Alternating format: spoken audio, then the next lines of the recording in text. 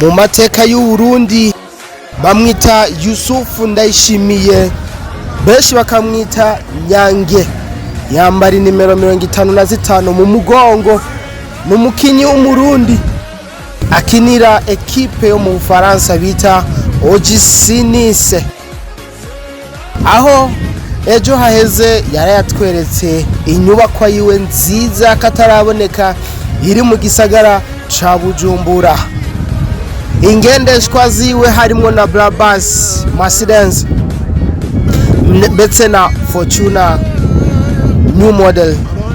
N'umuhungu wacu yavukiye mu Buterere hari abita ku Cavu, amateka arayandikishije, abandi baracasama aho hakurya, twebwe amateka arayareba. Wow, this is incredible guys. Biratese, Mungu wacateye imbere.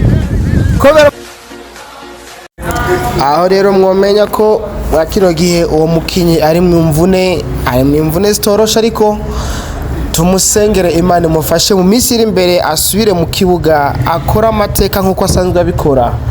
N'umukinyi no muri equipe nationale intamba mu rugamba pe avyigenzamo neza, iyo igihengeri cyo kirimwo tubona neza ko hari kibuze, ariko twizera ko abakinyi nk'aba tugiye kubagwiza mu gihugu. Muribuka ko twagize ba Saido ntibazonkiza, batambwe ya minsi n'abandi benshi. Twizera ko uruhara rwiwe